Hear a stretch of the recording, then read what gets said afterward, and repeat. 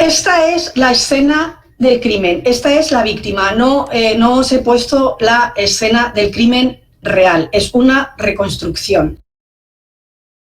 Por eso veis esta imagen en el centro de la fotografía. No se ve muy clara, pero os explico lo que es. Al lado del cadáver, en el suelo, se encontraron solamente dos elementos. Se encontró esta peluca negra que veis y unas botas altas de tacón. El cadáver lo encontró la señora de la limpieza, esperad que tengo aquí parte del expediente, lo encontró la señora de la limpieza que fue a limpiar el apartamento el 20 de febrero del 2008. Avisó a la policía y evidentemente lo primero que se hizo fue la inspección ocular, pero en el apartamento no había ni un solo documento con el cual se pudiera identificar a esa mujer. Pasamos a la diapositiva anterior, por favor. No había ni una sola documento que pudiera identificar a esta mujer, ¿de acuerdo? Había muy pocos rastros e indicios físicos, pero sí que había otro tipo de indicios, que son los indicios conductuales o la huella psicológica. ¿Causa de la muerte? Asfixia por sofocación. Se llegó a pensar, una de las primeras hipótesis que barajó la policía, es que se trataba de un juego sexual. Es decir, que el hecho de que tuviera la cabeza tapada con esta bolsa de plástico había consistido en lo que se denomina la parafilia, que se conoce como hipoxifilia, es decir, la asfixia sexual, que es que mediante la sofocación de las vías respiratorias, es decir, que la víctima no puede respirar, se consigue aumentar el placer sexual. ¿Por qué? Porque aumenta el ritmo cardíaco, aumenta el riego sanguíneo, y esto hace que se irrigue más sangre a los órganos sexuales, con lo cual se consigue un mayor placer sexual. Junto al cadáver, como os he dicho, había estos dos elementos importantes, no los olvidéis, una peluca y unas botas altas de tacón. Cuando quieras, Paz, si querés, podemos hacer las encuestas para ver qué opinando las personas. Sí, termino dos anotaciones más y hacemos la encuesta. Vos avísame nomás. Sí, se encontraron como rastros o indicios físicos, se encontró semen de dos hombres, luego os diré dónde estaba, y evidentemente se hizo una autopsia psicológica, porque no tenían absolutamente nada con lo que empezar a trabajar, de modo que empezaron, aparte evidentemente de la inspección ocular, recoger las pruebas que os he comentado de semen, se empezó a investigar más de las últimas 72 horas de la víctima, de qué había hecho la víctima en los últimos 4 o 5 días. Y ahora sí, Federico, si quieres, comenzamos.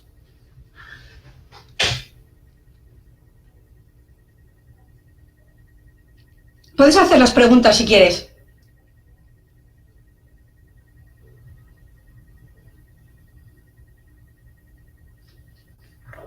No sé si me escuchan. A ver. Perdón, ahí no sé si vos alcanzás a ver que al lado del chat dice Pulse, si podés activar ahí.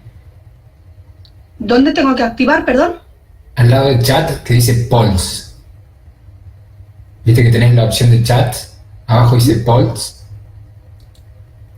Y ahí vas a ir viendo qué responden los asistentes. Vale, creo que lo tengo. Sí, creo que lo tengo. Ahí. Vale, ya puedes hacer las preguntas. Ahí no sé si pudiste ver, ahí preguntamos en base a la fotografía del escenario del suceso, interpreta que se trata de muerte natural 2%, homicidio 93% y suicidio 4%. Vale, espera. Sí, no lo veo, disculpadme, no veo esta respuesta. No importa, yo te lo voy diciendo, no hay problema. Vale, perfecto. Repítemelo, por favor. Y, 93% homicidio, 2% muerte natural y 4% suicidio más o menos. Vale. Y ahora voy a activar la de si, qué opinan ellos, si advierten un escenario de suceso organizado o desorganizado. Perfecto. Ahí está activado, están votando los asistentes. Y estamos viendo que el 87% está diciendo que es un escenario del suceso organizado. Ajá. Muy Ahora bien. está bajando un poco, se está peleando un poco más, van el 84% organizado.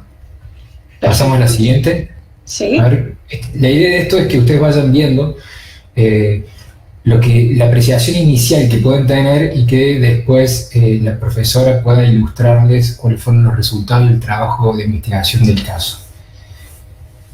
Ahora estamos con si se consideran que se trata un body sexual posing, colocación Ujú. del cuerpo de la víctima, y se está inclinando la gente por el sí.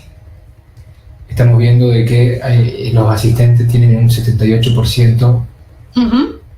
que entienden de que efectivamente eh, sí.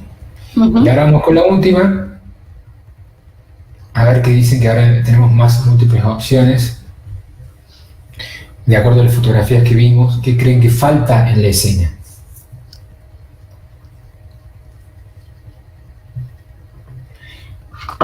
Fue gracioso porque empezaron todos marcando arma homicida, que fue lo primero que vieron, pero después analizaron un poco más y te cuento cómo va. 10% arma homicida, inicio de violencia 17%, heridas en el cuerpo 4%, todas son correctas 64%. Muy Bastante atinados, ¿eh? bien. Sí, sí. Muy atinados. Perfecto. Así que bueno, no sé si querés ahora comentar el tema de la pregunta abierta. Sí, a ver, un momentito que la tengo aquí, que me las he enviado.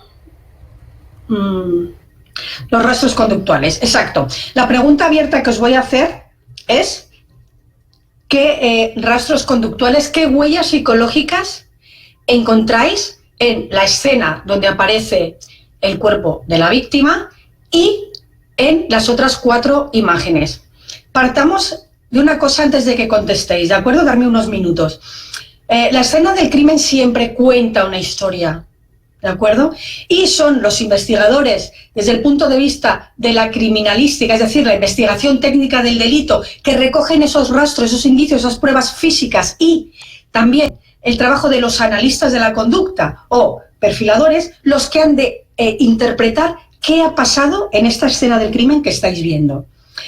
Los perfiladores son los que se centran, los analistas de la conducta son los que se centran en analizar las evidencias psicológicas o conductuales, que son los vestigios psicológicos que quedan reflejados en la escena del crimen y en la víctima. ¿De acuerdo? ¿Esto a qué responde este análisis? A la motivación, a por qué se ha cometido este crimen.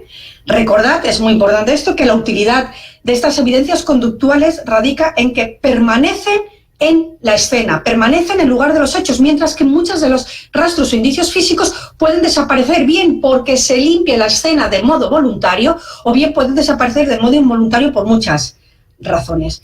¿Qué nos muestran los indicios? Y aquí va la contestación ahora vuestra. ¿Qué nos muestran estos indicios conductuales o estas huellas psicológicas? Muestran no solo las necesidades que trata de satisfacer el criminal o el asesino, las necesidades emocionales o psicológicas, sino que también nos muestra cuáles son las fantasías que ha tratado de llevar a la realidad con una víctima real, una vez que pasa por el proceso del acting out y da el salto al crimen. De modo que, después de haberos comentado esto, la pregunta que os hago es: ¿qué huellas conductuales o qué huellas psicológicas veis en la escena del crimen? Acabo de activar el chat para que respondan. Es una pregunta abierta. Obviamente que no vamos a poder. Hiposifilia, rasgos sexuales violentos, dice Daniela. Orden, prolijidad, la organización de la escena y la posición del occiso, dominación sobre la víctima, premeditación y desprecio.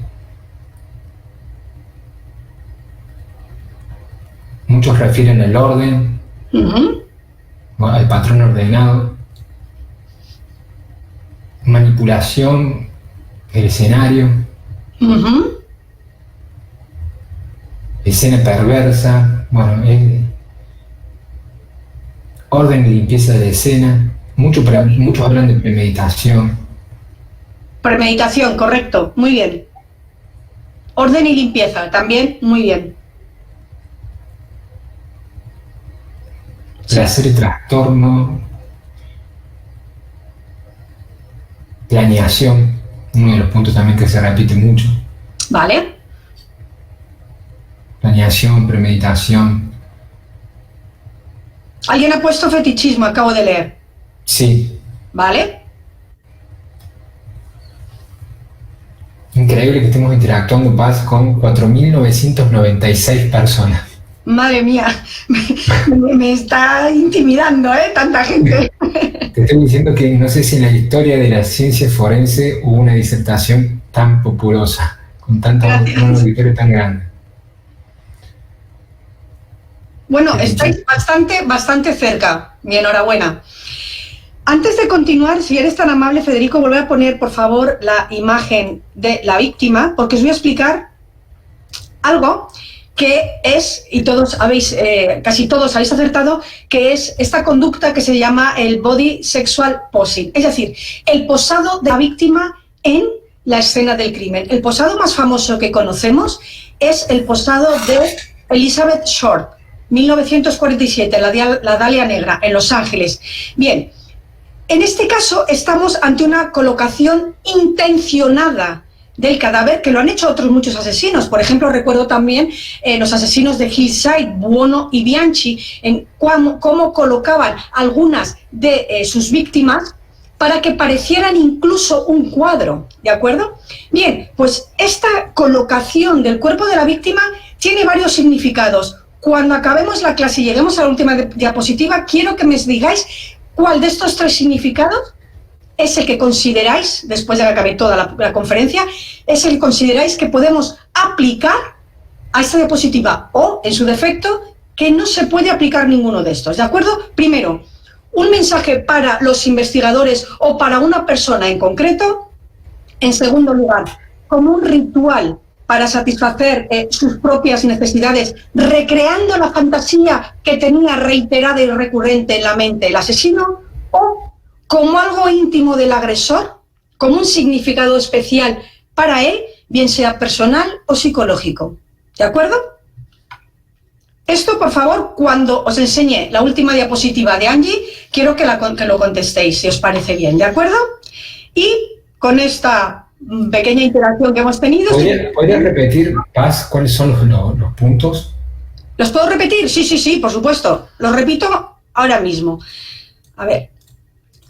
En primer lugar, si es un mensaje para los investigadores, incluso para los analistas de la conducta o para una tercera persona, como un ritual para satisfacer sus propias necesidades que ha ido creando y recreando en una fantasía recurrente, de modo que lo que hace es escenificar con la víctima su fantasía, o bien como algo íntimo, algo personal y psicológico del agresor que solo sabe él. Puede ser una de estas tres, o puede que sea otra respuesta que no tiene nada que ver y que vais a entender en la última diapositiva. ¿De acuerdo? Perfecto, gracias. Ahí le voy a escribir en el chat para que no se pierdan. Muy bien.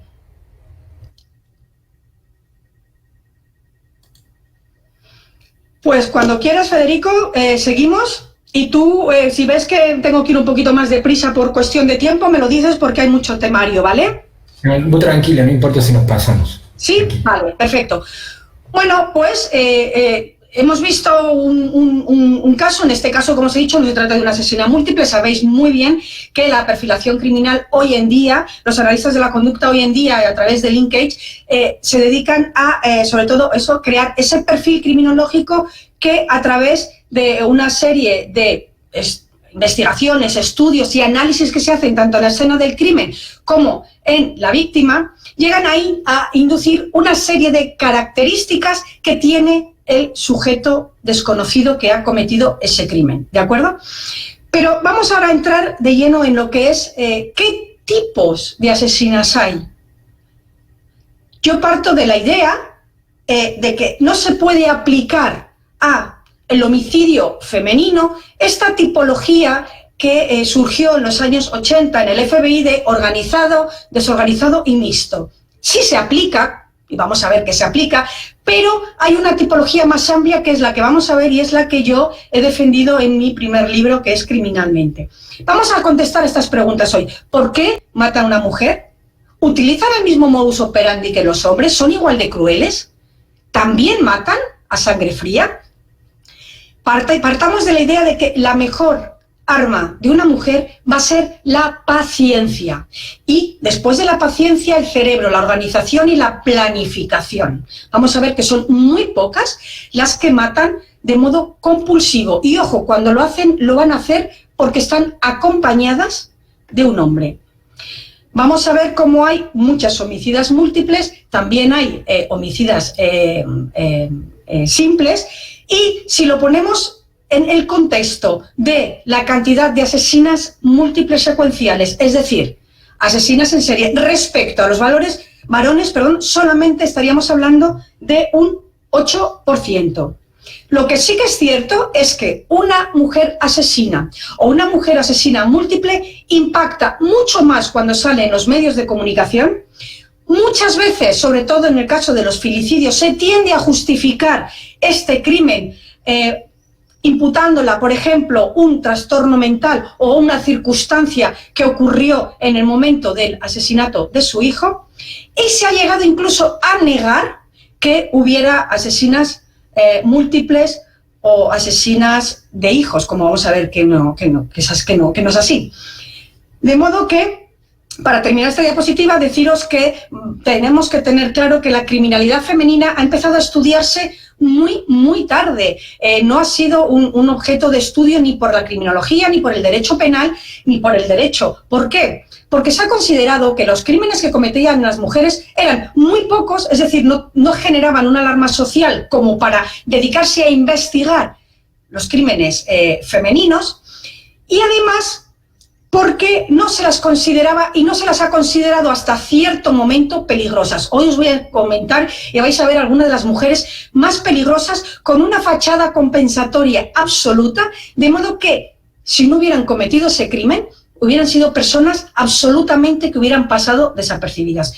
Importantísimo, a partir de los años 60 y 70, la delincuencia femenina empieza a ser versátil, de modo que la mujer empieza a participar en todo tipo de delitos, incluidos los delitos a los que estaban reservados simplemente los hombres.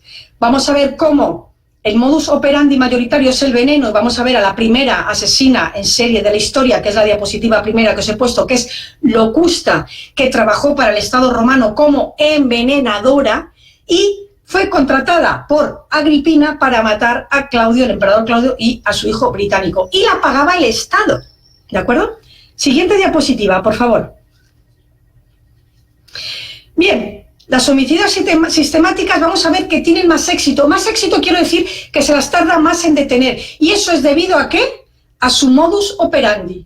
Es decir, si a un asesino en serie hace unos años, ahora ya esto no ocurre. Es decir, ahora un asesino en serie es detenido muchísimo antes, evidentemente no solo por la evolución de las ciencias forenses, sino por la formación y por muchísimos elementos que influyen tanto en los investigadores como en los analistas de la conducta. De modo que una mujer que, por ejemplo, envenena, una viuda negra o un ángel de la muerte, se la puede tardar en detener hasta 8 años, el doble de lo que se tardaba habitualmente en detener a un asesino en serie. Si nos vamos a la criminología positivista, si nos vamos a Lombroso, él consideraba que la mujer era inferior al hombre dentro del marco evolutivo, de modo que creían que eran incapaces de delinquir, pero por eso, porque no tenían la capacidad criminal como para cometer los delitos que cometían los hombres. Sin embargo, fijaros lo que dijo Lombroso, y en esto sí que estoy de acuerdo, en el anterior en absoluto. Sí que estoy de acuerdo en que cuando delinquen son es lo siguiente. Termina diciendo Lombroso, que eran más crueles porque se les identificaba más con lo primitivo. Sin embargo, con esta afirmación de Lombroso sí estoy de acuerdo, y es que la mujer criminal se comporta como un hombre a la hora de matar, pero ojo, se le añaden 3 elementos, y estos 3 elementos lo vamos a ver en todas las asesinas que os voy a presentar hoy, que es la astucia, el rencor y la falsedad. Es decir, esa fachada compensatoria para hacerse pasar por tu mejor amiga, por la mejor esposa del mundo, por la mejor amante, por la mejor madre o por la mejor enfermera o doctora en un hospital. Siguiente, por favor. Esta es la tipología criminológica que yo he creado de las mujeres homicidas. Vamos a ver, en verde, las mujeres que matan solas, las mujeres que matan en compañía de un hombre, las parejas letales, las mujeres que matan en compañía de otra mujer, y vamos a ver incluso asesinas que matan en grupo. Y además de las motivaciones ya establecidas por Holmes y Holmes hace muchísimos años, que vamos a ver también, yo he añadido estas motivaciones, que son las emocionales, es decir, las mujeres que matan por odio, por venganza, por celos y, ojo, por envidia. Siguiente, por favor. Esta es una noticia que es de hace 4 años y me sigue impactando. Es una noticia del 2016 y esta que veis aquí es Victoria Martens.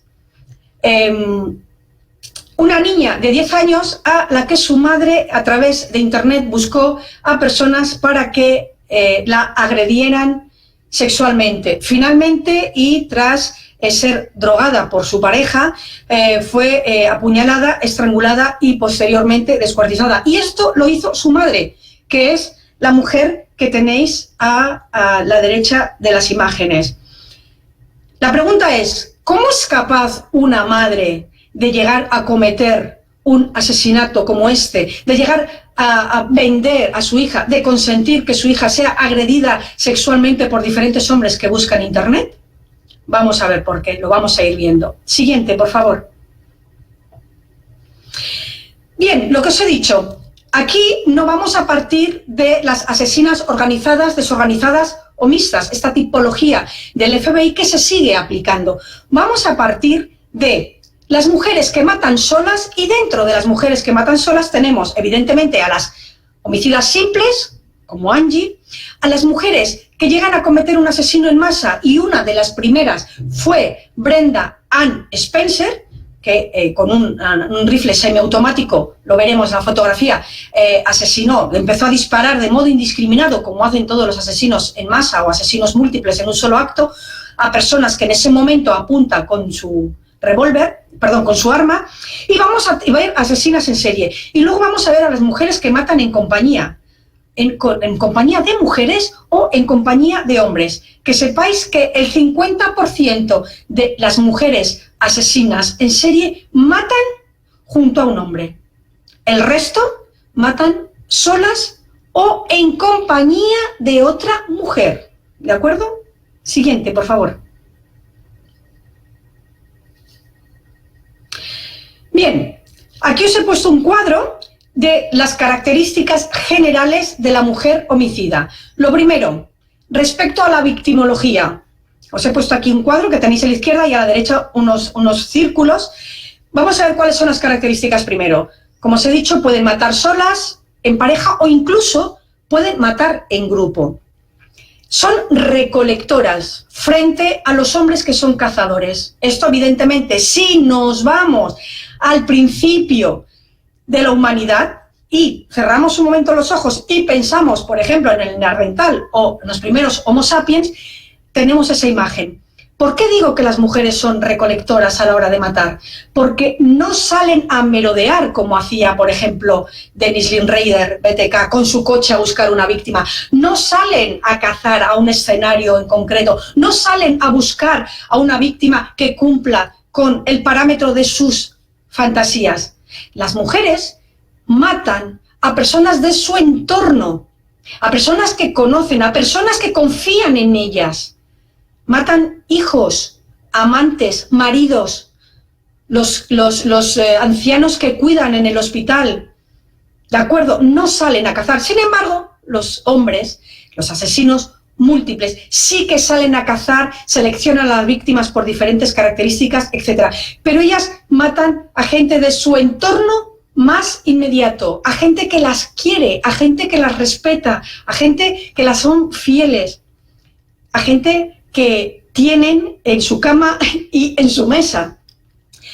Motivaciones la mayoría de las motivaciones matan por un fin instrumental, matan por lucro, matan por conseguir un beneficio que a veces no es económico, como vamos a ver algún caso. Y luego, por lo que os he comentado, esta serie de emociones. Tardan el doble en ser detenidas.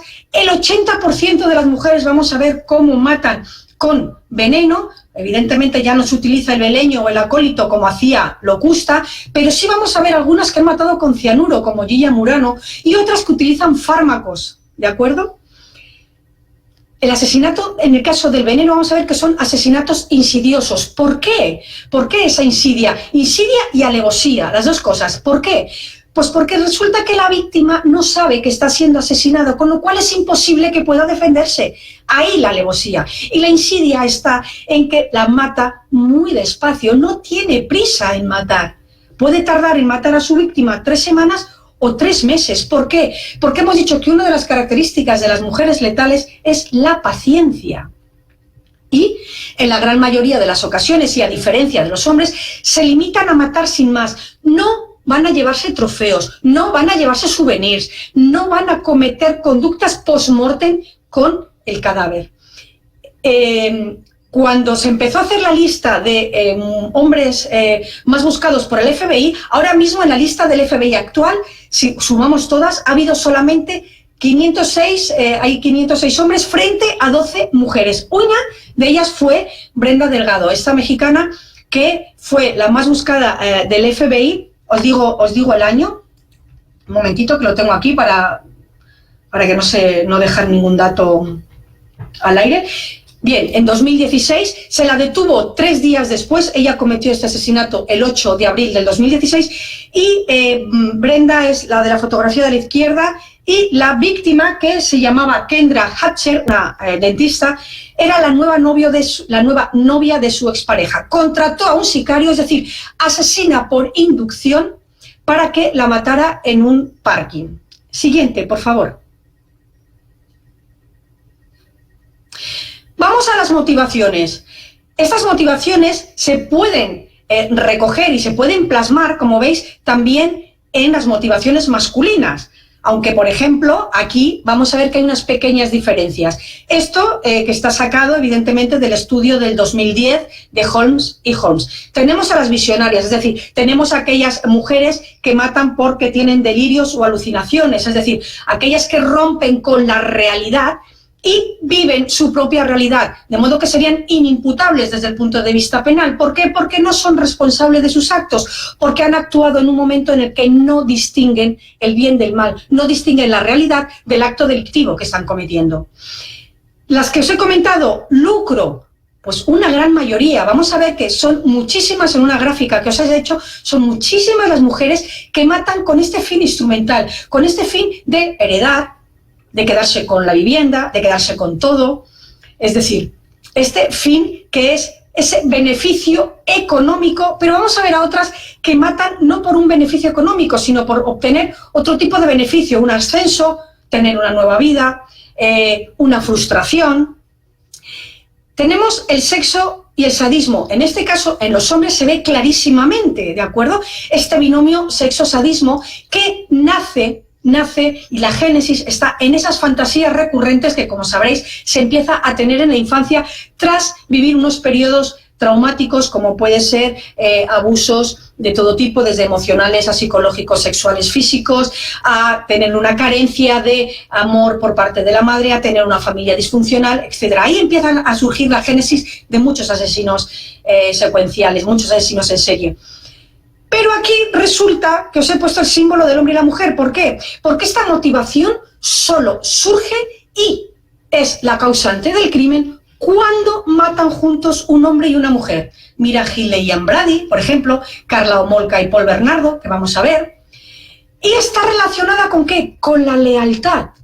Porque muchas mujeres terminan convirtiéndose en coautoras, en cómplices o en encubridoras, que son los 3 papeles que tiene la mujer asesina que mata junto a un hombre, cuando mata por lealtad, para que no la deje, para que no la sea infiel, como vamos a ver un caso, para que no la pida el divorcio, para que la trate mejor, para que la deje de maltratar, ¿de acuerdo?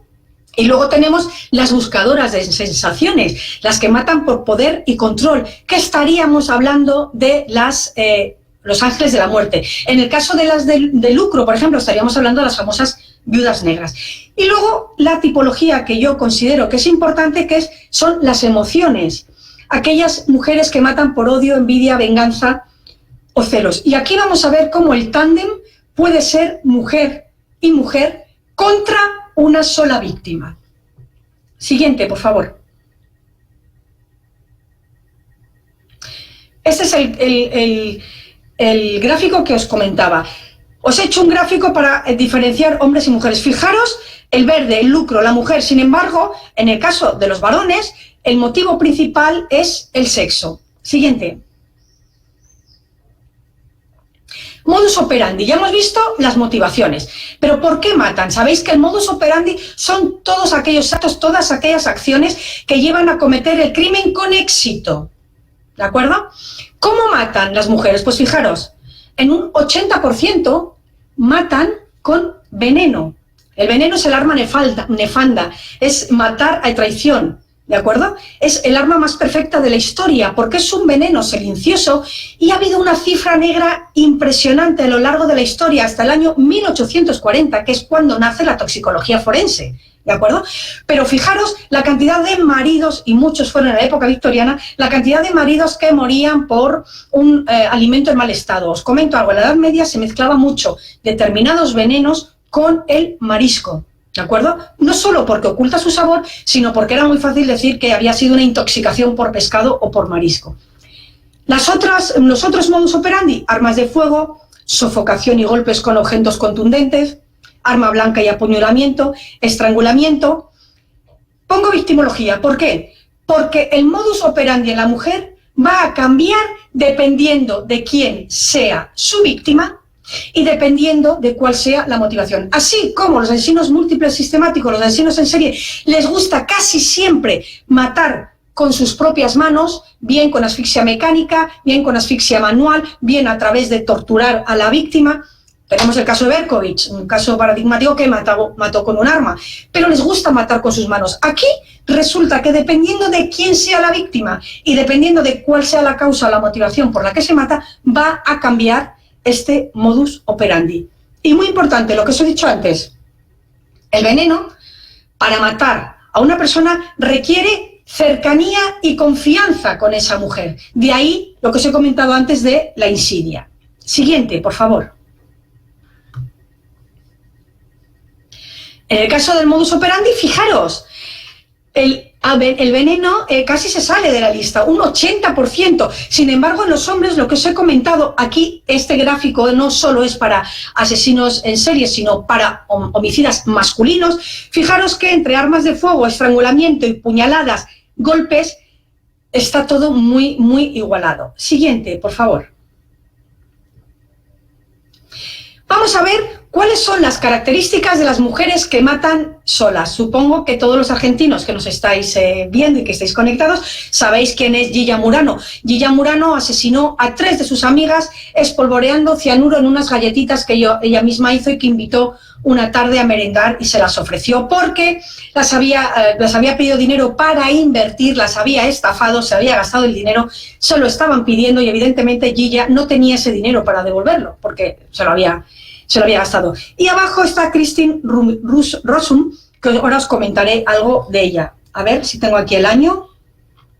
Si lo he puesto. Sí, perfecto, para comentaros los datos. Características de las mujeres que cometen crímenes ellas solas, que no necesitan una pareja femenina o masculina o que no matan en grupo.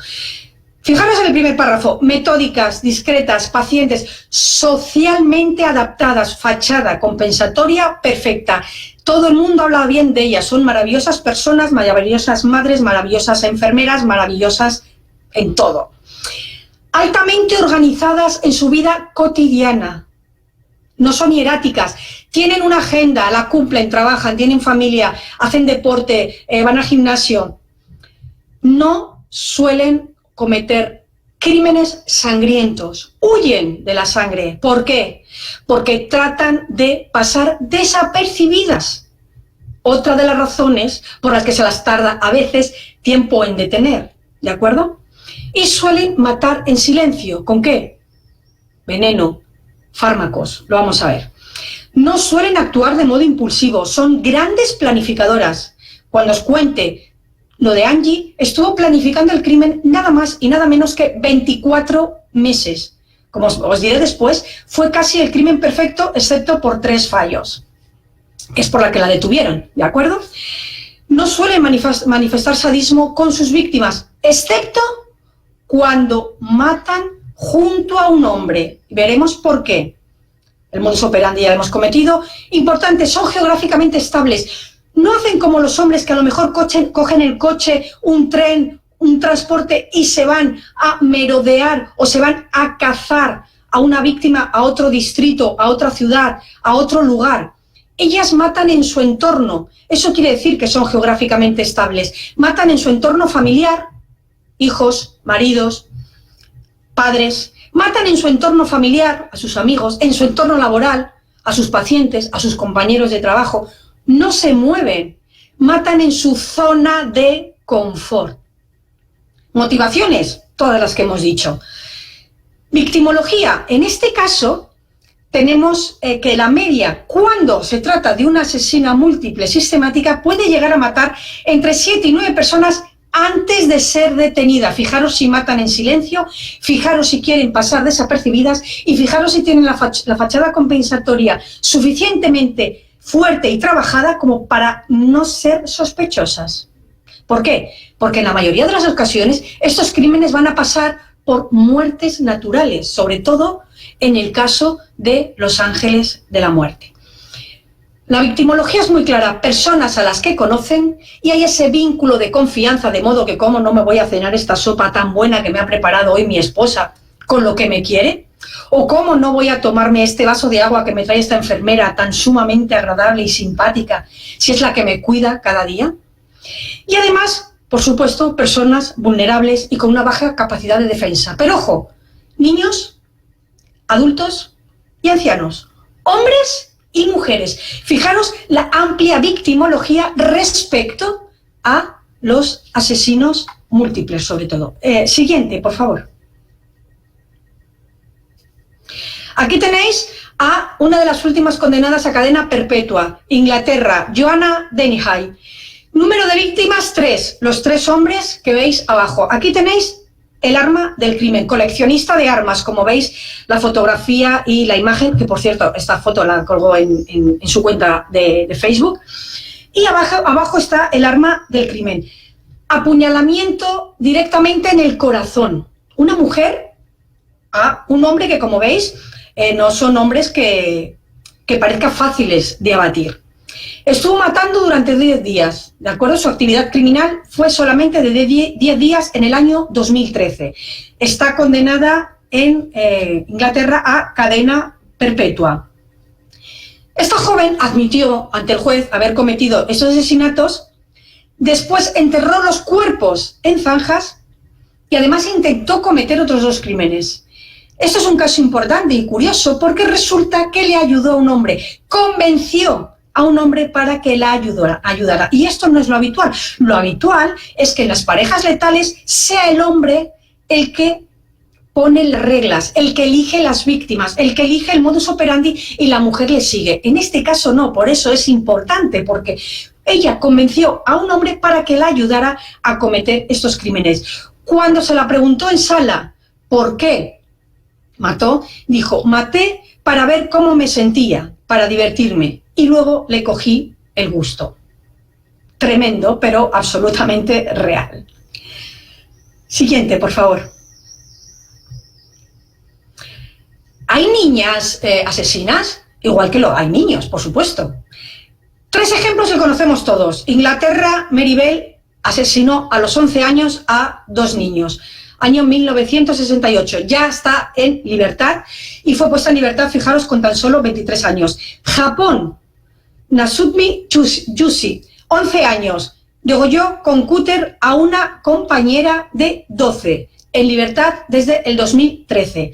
Y en Estados Unidos, la que os he comentado, la primera asesina múltiple en un solo acto, la primera asesina en masa de Estados Unidos, además menor de edad. Brenda aún sigue en prisión.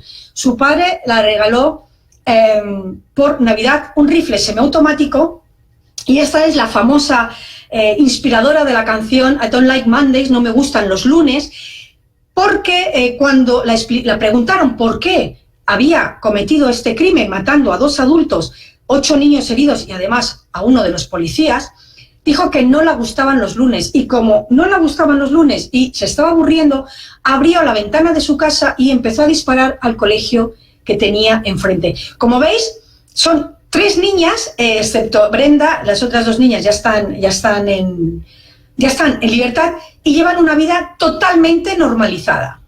Siguiente, por favor. Bien, pasamos a la dualidad del crimen. Vamos a entrar en las parejas letales. A ver, que tengo aquí una fecha que os quiero comentar.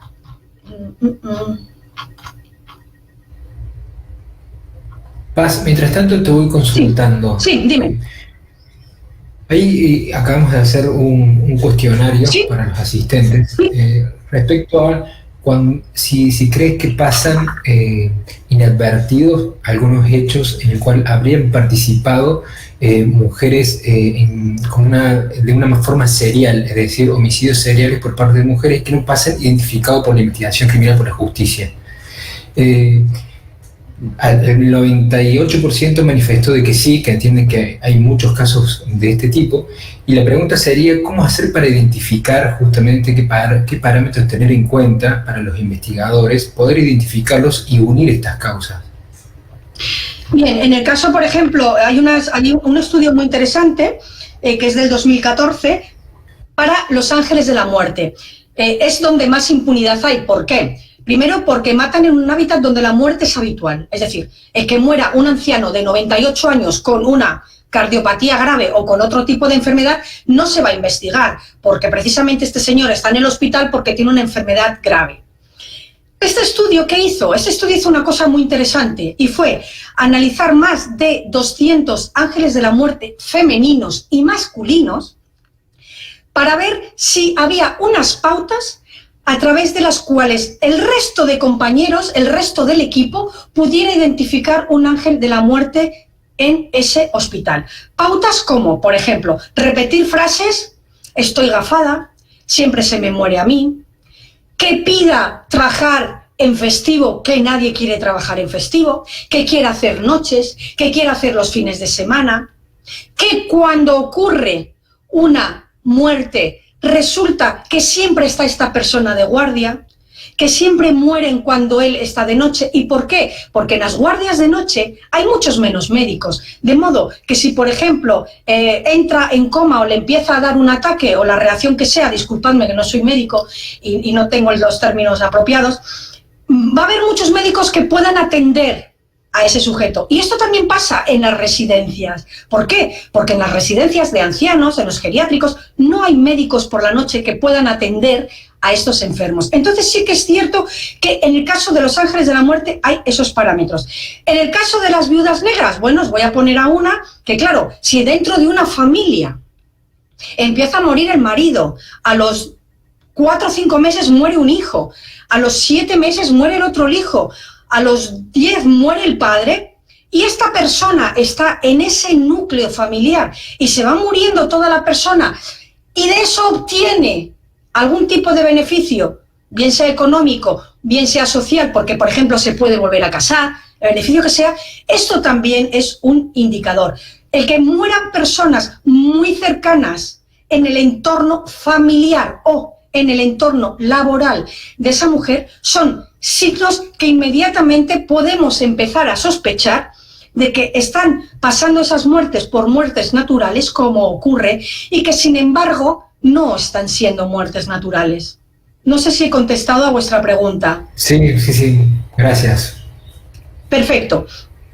Bien, como os he dicho antes, la dualidad del crimen, tenemos hombres y mujeres, que casi siempre son parejas, y mujeres que son a veces pareja, a veces simplemente amigas, y grupos de mujeres. Como os he dicho, el 50% de las asesinas múltiples matan junto a un hombre. Vamos a ver cómo ellas suelen ser más jóvenes que ellos y además forman casi siempre parejas sentimentales, amantes, novios o matrimonio. los tres papeles que ejerce la mujer dentro de este crimen letal en el que participan ambos son, lo que os he dicho antes, cómplices, coautoras o encubredoras. Motivaciones, fijaros, aquí no tienen nada que ver con las motivaciones que hemos hablado de la mujer que mata sola. Emociones, lucro. No. Aquí las motivaciones son el sexo y el sadismo. ¿Por qué? Fantasías de ellos. ¿Por qué? Porque son los hombres los que eligen a las víctimas. Aquí ya no son víctimas del entorno de ellas, excepto, por ejemplo, en el caso de Fred y Rosemary West, que incluso mataron a alguna de sus hijas. Pero salen a buscarlas. Aquí ya son merodeadores, son cazadores. Salen a buscar a la víctima que cumpla ¿con qué? Con las fantasías y los requisitos que quiere su pareja. Y el modus operandi suelen ellas acercarse a las víctimas, las suelen engañar, porque las mujeres tenemos la mala costumbre, y entendedme bien con lo que quiero decir, la mala costumbre de fiarnos más de una extraña que de un extraño, porque tendemos a confiar más en una mujer que en un hombre. Entonces, ellas son el cebo, el gancho. Ellas son las que atrapan a estas niñas. Aquí tenéis a Balmae Beck y a Barry Watts. Hay un error, no son australianos, es Nueva Zelanda, disculpadme. Por primero había una fotografía y me olvidé borrar lo de Australia. Nueva Zelanda, año 1987. La niña de abajo se llamaba Sian Kingi y solamente tenía 12 años. ¿Qué hizo esta pareja? Bueno, pues en 1987... Barry era un hombre, están los dos en prisión. Barry era un hombre, pues bueno, muy infiel, tenía muchas parejas y despreciaba bastante a su esposa. Era una persona con una actividad sexual muy amplia y ella, pues bueno, lo quería tanto que hacía la vista gorda. Pero ¿qué pasó? Que un día Barry la dijo: si me consigues una virgen, te prometo que será la última vez que te sea infiel. ¿Y qué creéis que hizo Balmae? Balmae planificó y le dijo: vamos a ir a un parque, tú esperas con el coche en otro sitio, yo cojo a una niña, la secuestramos y ahora os cuento lo que pasó. ¿Qué hizo? Bajó y vio a esta niña que pasaba con su bicicleta por este parque y dijo: por favor, ¿me ayudas a buscar a mi perrita? Claro, la mujer estaba compungida, hizo un buen papel y la niña, como no, había perdido la perrita, ayudó a buscarla. Cuando estaba al lado de ella, Barry apareció, la cogió, la dio un golpe en la cabeza, la metió en el coche, la llevaron a 10 kilómetros y la estuvo violando y sodomizando durante 3 horas mientras ella observaba impávida. No hizo absolutamente nada. Después la estranguló y la degolló. Siguiente diapositiva, por favor. Algunas tienen un vínculo de lealtad llegando a ser discípulas de sus parejas. Y aquí tenéis un caso muy concreto. En este caso, matan y ayudan a sus parejas a matar a estas víctimas por lealtad o porque se lo piden. También con este crimen, ayudar con este crimen, buscan la aceptación, la aprobación y el amor de su pareja, que no les abandonen, que no las dejen, que no las sean infieles. Y los crímenes los van a organizar y planificar entre los dos. Aquí tenéis a Marc Dutroux, es el famoso pederasta belga. Él secuestraba a niñas, las llevaba a su sótano, ahí en la imagen tenéis el sótano y la escalera por la que se bajaba al sótano, las agredía sexualmente, era un pederasta, y mató a 3 de ellas. Pues cuando Marc fue detenido, aún quedaban 2 niñas en el sótano. ¿Y qué hizo Michelle? No bajó a alimentarlas, no bajó a darles agua y las niñas murieron en el sótano. Siguiente diapositiva, por favor. Estos los conocéis todos, Barbie y Ken, Carla Homolka y Paul Bernardo. Cuando Paul Bernardo le dijo a Carla que era un violador en serie, a Carla no le importó, le dio exactamente igual. Siguió con Paul Bernardo. Bernardo la reprochaba a Carla de modo constante que no era virgen, puesto que él no había sido con el primer hombre que se había acostado. Y la entregó un anillo de compromiso y le dijo: voy a pedirte matrimonio, quiero que te cases conmigo a cambio de que, para compensar que no eras virgen, ojo, que él era un violador y además un violador muy, muy buscado. Scarborough, el violador de Scarborough era. La dijo: yo te voy a dar este anillo de compromiso, nos vamos a casar, pero a cambio quiero que me entregues la virginidad de tu hermana Tammy. Tammy es la fotografía que veis. El día de Navidad, en casa de los padres de Carla Homolka, drogaron a Tammy con alotano líquido, que lo tenéis ahí, es este medicamento, y mientras estaba inconsciente la agredieron sexualmente y lo grabaron en vídeo. Tammy evidentemente murió y se asfixió en su propio vómito. Pero es que no acabó aquí la cosa. Carla siguió ayudando a Paul Bernardo y estas son dos víctimas posteriores de ambos, porque le ayudaba a atraparlas y le ayudaba a violarlas. Las cintas de vídeo fueron una de las pruebas fundamentales en el juicio de Homolka y Bernardo. Bernardo sigue preso y Carla Homolka está fuera de prisión, se ha cambiado el apellido, se ha casado con otra persona. Y bueno, sí, no tenemos tiempo, pero su vida actual es impresionante. Nadie diría que es o ha sido, perdón, una asesina. Siguiente, por favor. Poco que decir de esta pareja letal, Ian Brady y Mira Hindley. Aquí os he puesto una imagen de solo los 4 cadáveres que se encontraron. Los asesinos del páramo, sabéis que cogían niños, los torturaban, los asesinaban. Se grabó una grabación de 16 segundos en cinta que sirvió también como prueba definitiva, junto con las fotografías que hacían cuando asesinaban y torturaban y agredían sexualmente a los niños que fueron sus víctimas. Siguiente, por favor. En este caso que os he comentado de Mira Hindley, era una absoluta lealtad porque Ian Brady, como habéis visto en las fotografías, en una sale rubia, en otra morena, la hizo cambiar incluso de aspecto, la cambió la ideología, la obligó a leer el Mein Kampf, el libro de Hitler, Mi lucha, de modo que la motivación principal era el sexo y el sadismo con el que disfrutaba Ian Brady asesinando y agrediendo a niños. Vale, vámonos a la dualidad del crimen femenino, es decir, mujeres que matan en compañía de otra mujer. En este caso, fijaros que suelen matar a una sola víctima. ¿Por qué? Porque la motivación es muy concreta y es una motivación emocional. El odio, los celos, la envidia o la venganza hacia esa persona. Siempre se trata de una víctima conocida. ¿Por qué? Porque precisamente las matan porque se suelen sentir ofendidas, rechazadas o humilladas por la víctima.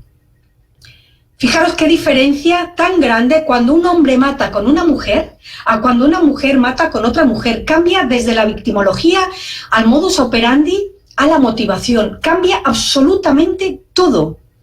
Y excepcionalmente sí que ha habido parejas de asesinas en serie, como las que tenéis aquí, Graham y May Good, una pareja de enfermeras que asesinaba a ancianos en el geriátrico en el que trabajaban y que se plantearon hacer un juego que era crear la palabra murder con la inicial del apellido de cada uno de los ancianos.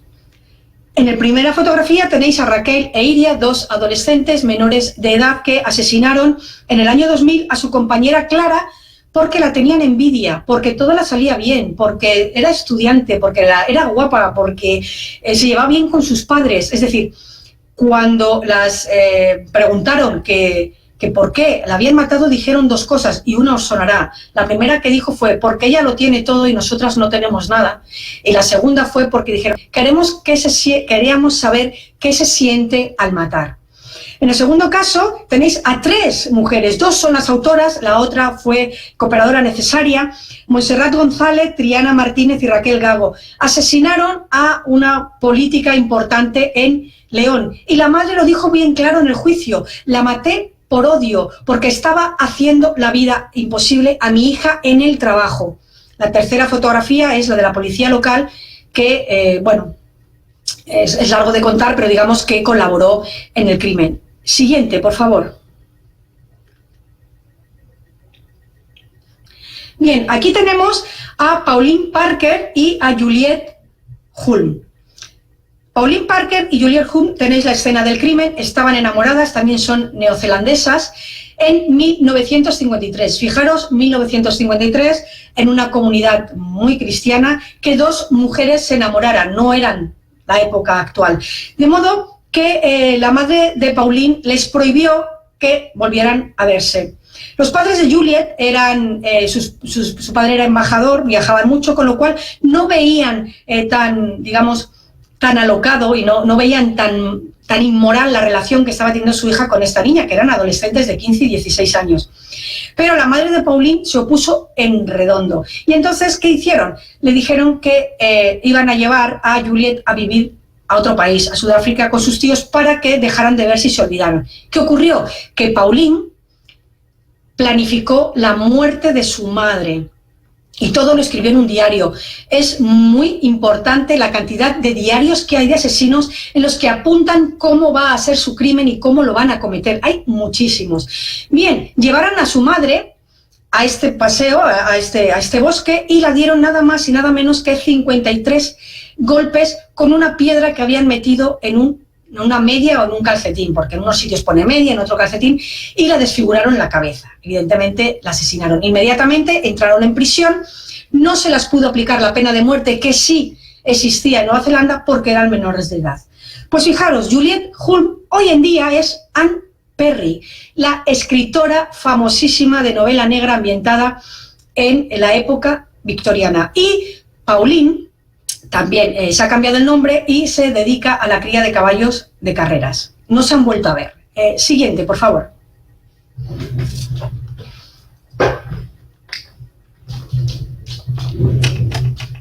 Vale, mujeres que cometen crimen en grupos. ¿Podéis imaginar por qué 4 adolescentes, excepto Melinda Loveless, que tenía 18 años, pueden terminar matando a Sandra Sarer, que es la niña que tenéis en el medio, con tan solo 12 años de edad? Si conocéis a Afrodita Jones, tiene una serie muy buena y explica muy bien el caso en este libro, que os recomendaría, si os estáis interesada en este caso, que lo leáis. Bien, pues Melinda era homosexual y tenía una novia y la abandonó, la dejó por esta nena de 12 años. Bien, pues Melinda convenció a Tony, Hope y Laurie, 3 de sus compañeras del instituto, del colegio, para que engañaran a Sanda y la llevaran a este lugar que fue la escena del crimen, que se llama el Castillo de la Bruja. La engañaron, la metieron en el coche y en el coche estaba tapada en la parte de atrás con una sábana Melinda, porque si lo hubiera visto ella no hubiera subido. Entonces la dijeron, nos ha dicho su novia, no recuerdo el nombre, que quiere quedar esta noche contigo, te vamos a llevar porque hay una fiesta en el Castillo de la Bruja y vamos a ir todos los del instituto y como sabemos que no tienes coche te pasamos a buscar. Vale. Tuvo que salir por la ventana porque evidentemente su padre no lo dejaba salir, etcétera. Tenía 12 años. Cuando llegaron a este lugar no había fiesta, ni había adolescentes, ni había nada. La violaron, no voy a entrar en detalles, y la quemaron viva.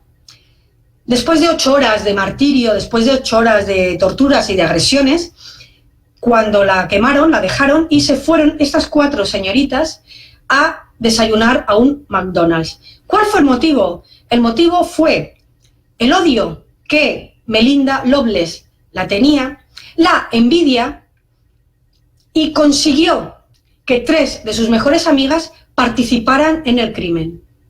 ¿De acuerdo? Siguiente, por favor. Bien, ya hemos visto solas, acompañadas, y entramos en la última parte, la tipología que hay de asesinas, de mujeres asesinas. Las viudas negras, las famosas y conocidas viudas negras. Fijaros que pueden llegar a matar entre 6 y 8 víctimas en un plazo o en un periodo criminal hasta 15 años sin que sean detectadas. Es más, tenéis aquí a Marie Bernard, la viuda negra de Loudun, una de las más famosas de Francia, que con arsénico, fijaros su periodo de actividad criminal, del 27 al 49. Murieron casi todos los familiares y personas de su entorno, más de 13 personas, Pues fijaros que fue absuelta porque no se pudo probar en ningún momento que ella envenenara a estas personas.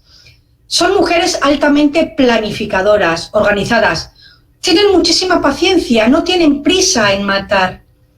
No ocurre, además no queda huella en el cadáver. No estamos ante este asesino, por ejemplo, sádico, que disfruta dañando de un modo físico o psicológico a su víctima, hasta que llega un momento, claro, que la víctima muere. Por él la estaría torturando días, meses, pero evidentemente el cuerpo tiene un aguante físico.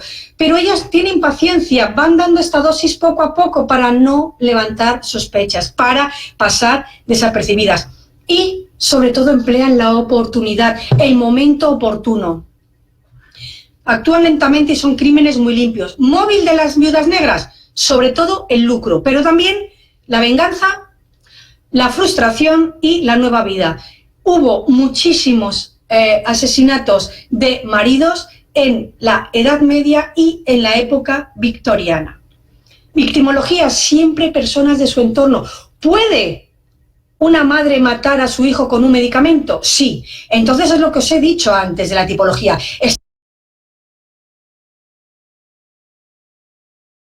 Estaremos ante, se ha matado también al marido, estaremos ante una viuda negra que además es una filicida porque ha matado a su hijo. También son geográficamente estables, evidentemente matan en su entorno más inmediato y hay una alta cifra de criminalidad. Evidentemente hoy ya no, pero fijaros que os he dicho antes que nace la toxicología forense en 1840, es decir, a mediados del siglo XIX. Fijaros todo lo anterior, la cantidad de hombres, hijos, etcétera, sobre todo en el Imperio Romano, la cantidad de personas que morían a manos de las envenenadoras.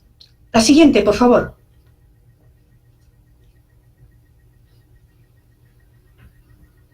Ángeles de la muerte. Hacen lo mismo, pero ¿dónde? Envenenan y matan, pero ¿dónde? En su lugar de trabajo. Tienen una profesión estratégica. ¿Por qué? Porque matan en un lugar donde la muerte está allí presente a diario. Mueren ancianos, mueren enfermos muy graves. De modo que aquí la impunidad y la cifra negra es aún más alta. Es aún más alta. El modus operandi, tienen el arma constantemente a su alcance. Insulina, medicamentos, inyectar aire o en la vena directamente o en el medicamento que estén tomando vía intravenosa. Son muy organizadas, socialmente integradas, fachada compensatoria perfecta. Es decir, una persona que nos da esperanza, una persona que creemos que nos va a cuidar, ¿cómo vamos a pensar que va a ser una asesina? Si precisamente su función es salvar vidas, no quitarlas. Pues no, estas mujeres con esa fachada compensatoria las quitan. Victimología. Hay una relación de confianza entre la víctima y el paciente. Y sus víctimas pueden ser, como os he dicho, hombres, niños o ancianos. En este caso, voy a ver la fecha, que la tengo apuntada. Año 1991, Beverly Allitt. Inyección de insulina. Dio muerte a 4 niños, intentó asesinar a otros 3 y causó graves daños corporales irreversibles a otros 6. Actividad criminal, 58 días. Cuando pasó por las pruebas médico-forenses, el psicólogo forense determinó que sufría el conocido síndrome Munchausen por poderes.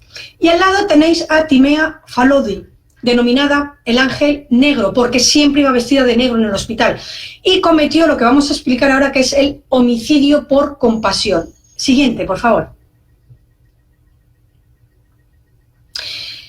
Fijaros, este es un caso español, está cumpliendo ya sentencia, y es un auxiliar de enfermería que mató en un hospital de Madrid. Y debajo tenéis los famosos ángeles de la muerte de Viena, que entre 1983 y 1989 mataron a 200 posibles víctimas. Solo se ha podido confirmar a 49. Fijaros, es algo extrañísimo.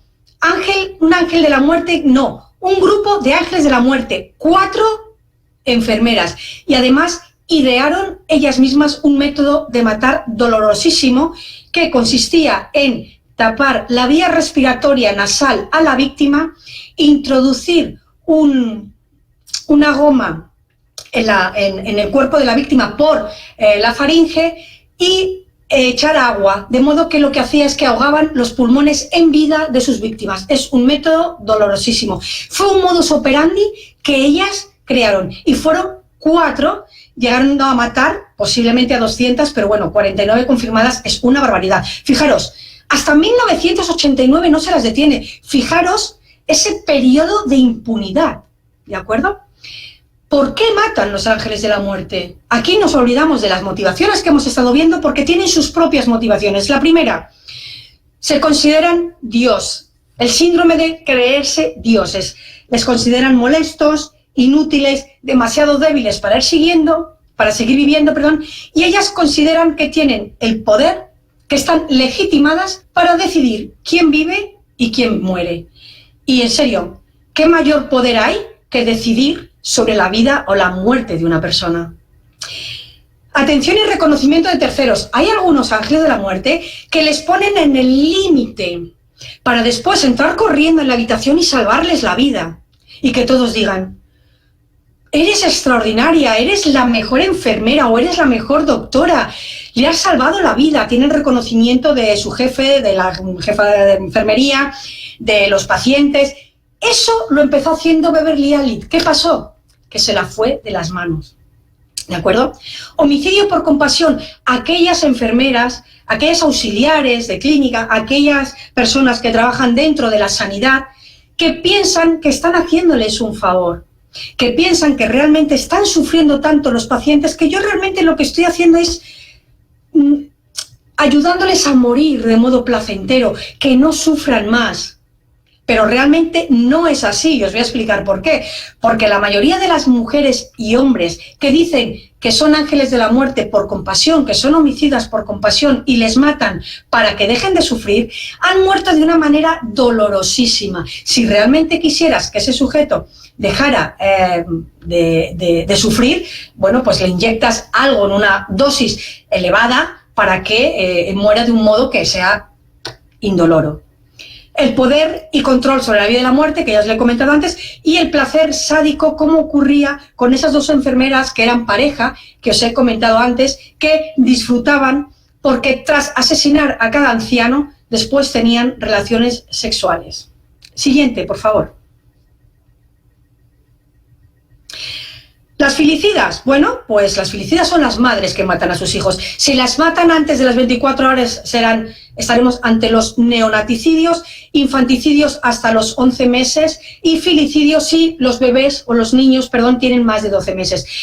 El filicidio es una acción individual libre y premeditada, es consciente, salvo en el caso de las mujeres que matan a sus hijos porque tienen, por ejemplo, una depresión posparto o un trastorno mental. El resto es una decisión libre y premeditada que suele estar motivada por los celos o por la venganza hacia su pareja, el conocido síndrome de Medea.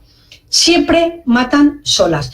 Y fijaros que el modus operandi variará dependiendo de la edad del niño o dependiendo de la motivación. Las más habituales son ahogar a los niños en la bañera, como hizo Andrea Yates, de 37 años, en un brote psicótico, ahogó a sus 5 hijos mientras los bañaba en la bañera de uno en uno.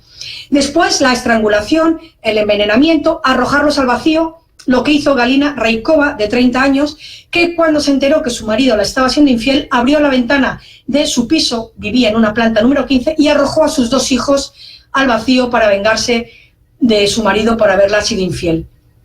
Arma blanca, negligencia.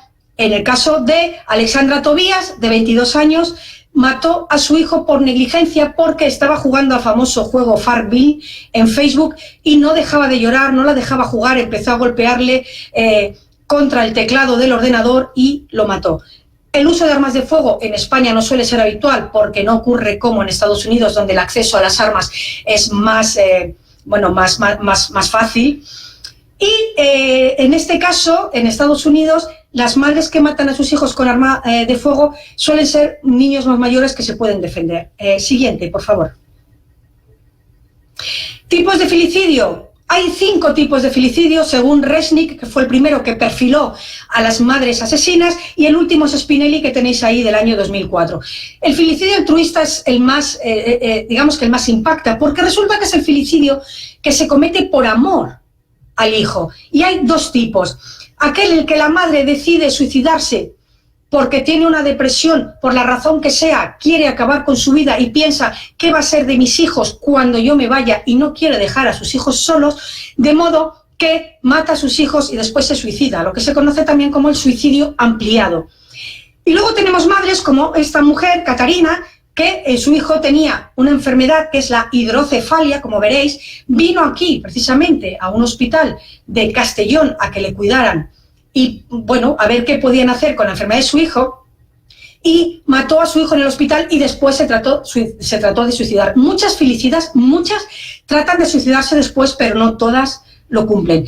El filicidio agudamente psicótico, el que hemos comentado, Andrea Yates. El filicidio por hijo no deseado, el neonaticidio, fijaros, el 95% está a manos de las madres. ¿Por qué? Porque son las que dan a luz inmediatamente y son las que por diferentes razones sociales, económicas, culturales, terminan matando a su hijo recién nacido.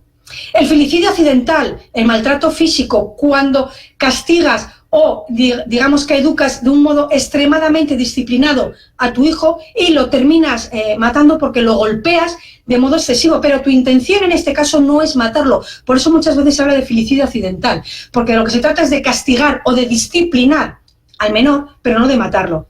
Como venganza, el síndrome de Medea. Y luego está el asesinato conjunto con un compañero violento y abusivo, en el que la madre permite que su compañero sentimental, que no es el padre del bebé o del niño, agreda y golpee a este niño. Aquí tenéis el caso de Denise Labé, que permitió, que para demostrar lo que amaba a su amante, que por cierto en el juicio la dejó, mató a su hija de 2 años en demostración de amor. Siguiente, por favor. Trastornos mentales, no me voy a parar, son mujeres que terminan matando a sus hijos porque tienen un trastorno mental. En el segundo caso, Noelia Domingo, diagnosticada con un trastorno de esquizofrenia, y en el caso de Isabel Marcos Maceiras, resulta que mató a su amiga que estaba embarazada y ella se hizo pasar por embarazada durante 9 meses, tenía hasta ecografías, todo el mundo en su entorno pensó que estaba embarazada y cuando su amiga dio a luz, la quitó el bebé y se le hizo pasar por ella. Es una historia realmente... Fijaros que cuando la preguntaron por qué lo había hecho, dijo que un hijo bien vale una vida, porque ella no podía tener hijos. Siguiente, por favor. Asesinas inductoras. Estas rápidamente son aquellas que utilizan a terceros para matar a una persona que quieren quitarse de encima. Os recomiendo encarecidamente que veáis la película A True Crime, en el que se habla del caso de Sylvia Likens y Gertrude Banicensky. Entonces, estas o pueden convencer a un tercero, o pueden utilizar el chantaje emocional, o incluso pueden contratar a un sicario, a un asesino a sueldo para que maten a estas personas. Siempre utilizan a miembros de su familia y además, atención, porque en el 90% de los casos la víctima es el marido. En este caso no, en este caso la víctima fue una niña de 16 años. Pasamos a la siguiente diapositiva. No os explico el caso porque vamos a estar mal de tiempo. Esto es una de las cosas que grabó en el cuerpo de Sylvia Likens. Le ayudaron, Gertrude Banicensky tenía nada más y nada menos que 9 hijos. Y 3 de sus hijos la ayudaron a humillar, violar, agredir, golpear y todo lo que os podáis imaginar a Sylvia Likens. Esa es la escena del crimen, estaba en la fotografía anterior. Esa también es la fotografía real de la autopsia. Y bueno, la terminaron matando y los hijos, ella indujo a sus hijos y los hijos convencieron a niños del barrio para que fueran por las tardes a su sótano a golpear, a violar, a quemar y a hacer cosas terribles a Sylvia Likens. Siguiente, por favor. Aquí tenemos casos como el de Pamela Smart, que es una profesora norteamericana que tenía una relación sentimental con un con un alumno de 16 años y lo convenció para que matara a su marido. Alicia Pagán contrató a 2 sicarios para que mataran a un médico forense muy famoso aquí en España, en Gerona. Pero bueno, no tuvieron mucho éxito porque no consiguieron matarlo. Neus Soldevila convenció a su hija Marisol, de 14 años, para que disparara a su padre por la nuca y pasara por un crimen político. Y la que aún se está enjuiciando ahora mismo es Maje, esta que tenéis aquí, el que está en la fotografía de la izquierda es el hombre que ha matado por ella, tenía 5 relaciones a la vez estando casada y convenció a uno de sus amantes para que matara a su marido. Ahora mismo se está enjuiciando. Siguiente, por favor. Y aquí llegamos a el caso estrella de la tarde. Bien. Paz, discúlpame, ahí te rompo con esto, de que cuando quieras hacerle la pregunta a los chicos sobre lo que significa la escena del crimen con esas 3 opciones, está hecho para una múltiples opciones. Yo te digo que va a votar la mayoría, así que estamos atentos a eso. Puedes decirme cuándo querés que ponga la pregunta. Exacto. Bien. Hay una cosa importantísima en este crimen y es que es el segundo en España conocido a este nivel, de que casi fue el crimen perfecto, y es que se escenificó el crimen, lo que se conoce en Estados Unidos como el staging o escenificación. ¿En qué consiste? Consiste en alterar y manipular de modo consciente e intencionado por parte del agresor, por parte del asesino, todos los indicios de la escena del crimen. ¿Para qué? Para representar algo que realmente no ha ocurrido, para redirigir la investigación, es decir, dejar pistas falsas. Y ahora es cuando puedes hacer la pregunta.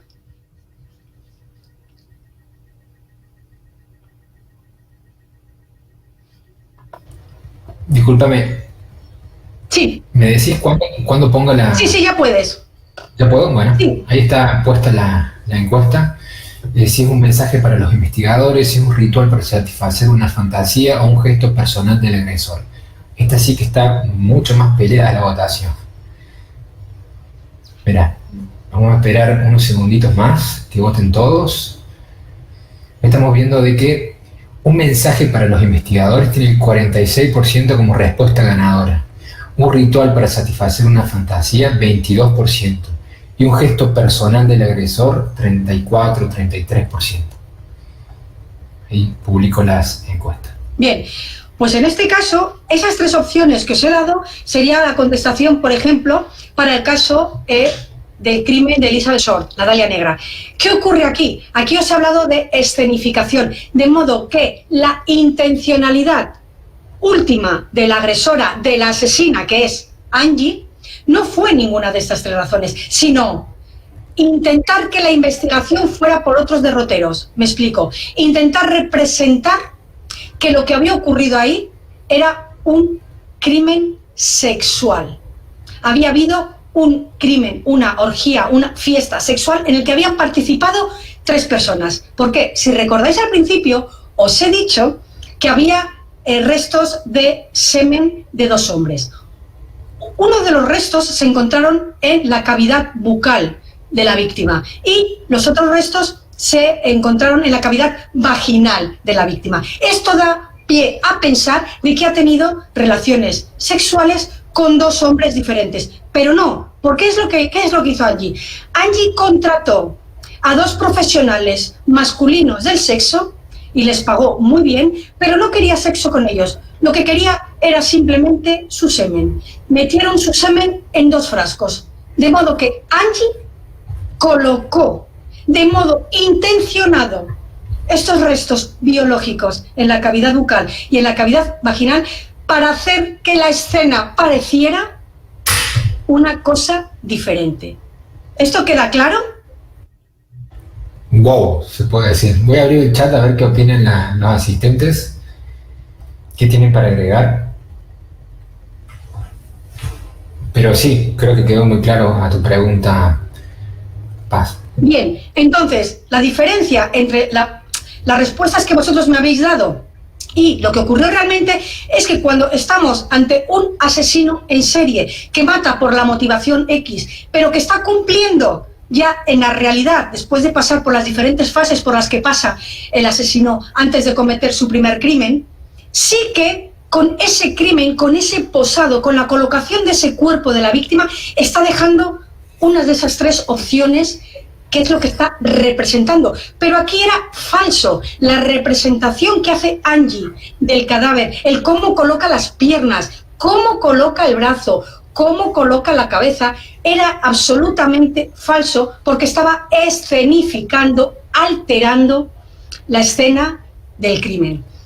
En la cena, los investigadores han llegado a la conclusión de que se la drogó, la dio de beber o los alimentos, algún tipo de sustancia que hizo que Ana Páez, que es el nombre de la víctima, perdiera el conocimiento. Cuando Ana Páez perdió el conocimiento, Angie la puso la bolsa de plástico en la cabeza y se la sujetó, se la cerró con cinta aislante. Después la quitó la ropa, la desnudó, la tumbó en el sofá, colocó el cadáver y se quedó mirando hasta que Ana Páez murió. Fijaros la sangre fría de Angie. Siguiente diapositiva, por favor.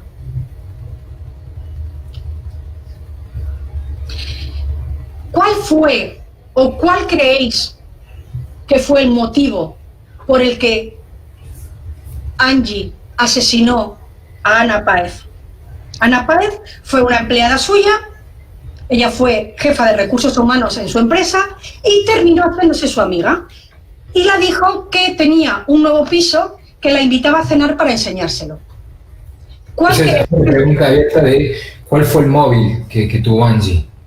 Isabel dice cobrar un seguro, Sonia dice engaños, celos, Romina dice envidia. ¿Cuál hemos dicho que es la motivación más, el índice, o sea, estadísticamente, cuál es la motivación más grande de la mujer homicida? Un mensaje para los investigadores pusieron, 40%.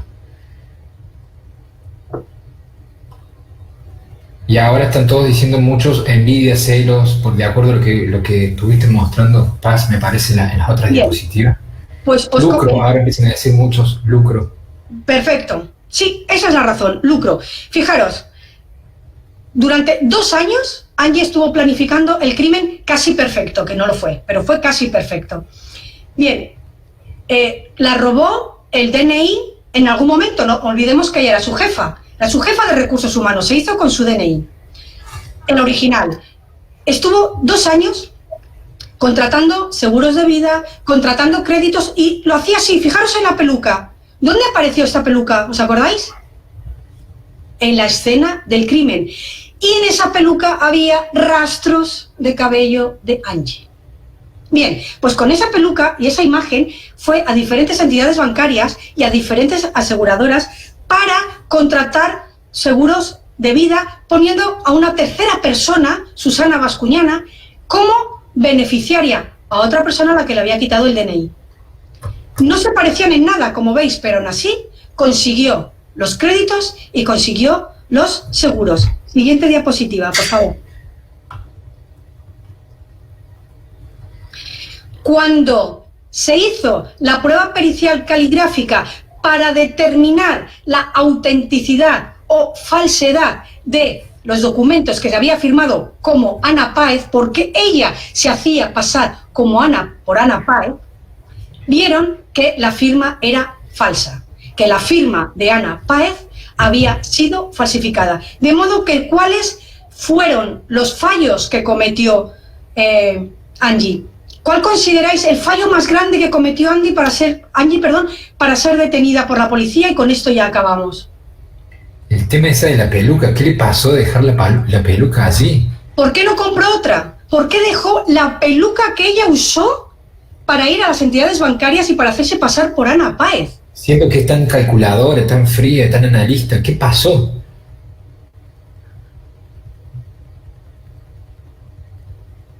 Bueno, y vemos que todos están diciendo la firma, la peluca. Llegó a cobrar más de 1.100.000 euros. Ese es el dinero que obtuvo Angie a cambio de la vida de Ana Paz. La última, que ya pasamos al final.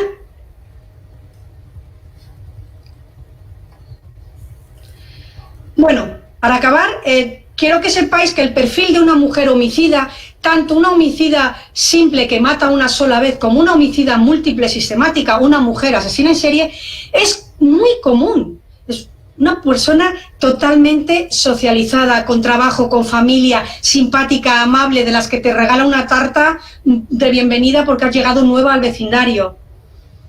Y esto es una frase de una serie muy famosa que tenéis en vuestro país, que se titula Asesinas en serie, puede ser, ¿no? ¿Cómo se titula? Me queda en blanco ahora, perdonad.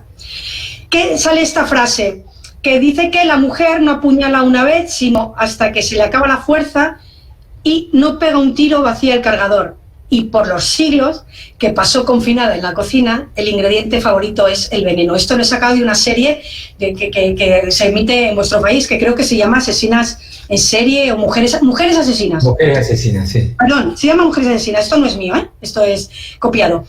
Bueno, pues no sé, esto ha sido todo. Me he pasado como media hora larga, lo siento. No, un placer, Paz. Estamos todos muy enganchados y muy expectantes de ese resultado. Ahí vamos a hacer unas preguntas abiertas. Claro que sí. Adelante. Quiero comentarle dos cositas a los asistentes, ya que me estaban preguntando también por el privado de Instagram, el tema de la certificación. Bueno, les comento que este taller tiene 5 conferencias en el cual cada una acredita 2 horas cátedras, ¿sí?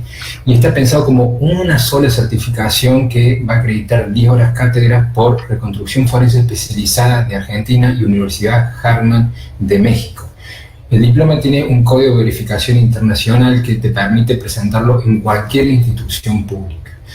El costo está pensado en $25, convertible a la moneda local de cada uno de ustedes. Y solamente de manera excepcional, para aquellos que lo adquieran hoy, ¿sí?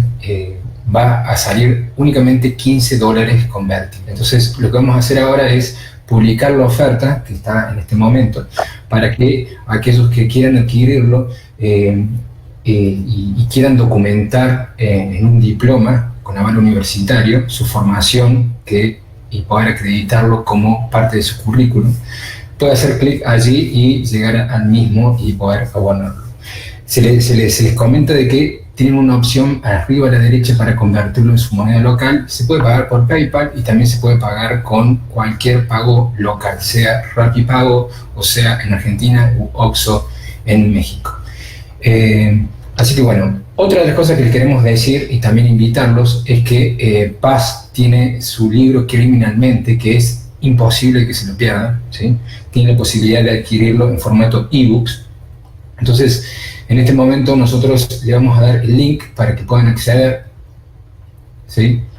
Lo tienen ahí, simplemente tienen que hacer clic y van a acceder a la información para poder comprar el libro por Amazon y poder tenerlo. A aquellos que les interesa la perfilación criminal y ahondar sobre todo lo que nosotros vimos hoy, es una obra que no se la pueden perder de ninguna manera. Así que bueno, vamos a abrir el chat para hacer cualquier pregunta, por favor. El tema de certificado, todo lo demás lo preguntamos después. Ahora la idea es que tengan alguna duda sobre el caso o algo puntual que Paz haya añadido en esta charla. Así que ahí habilitamos el chat y le damos la opción a que consulten y hagan cualquier pregunta, por favor.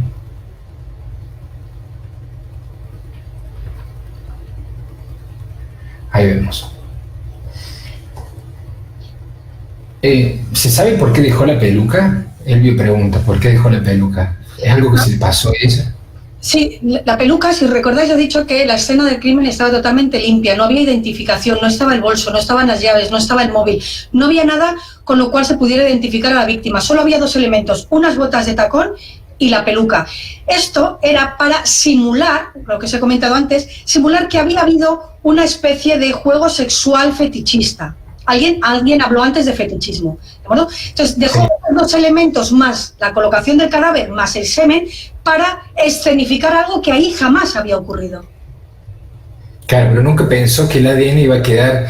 Correcto, exacto. Nunca se lo utilizó como justamente para montar un escenario fetichista, como vos decís, pero se le pasó que el ADN... Le faltó estudiar un poco de criminalística. Yamira pregunta, con los años, ¿el modo de matar de las mujeres ha variado?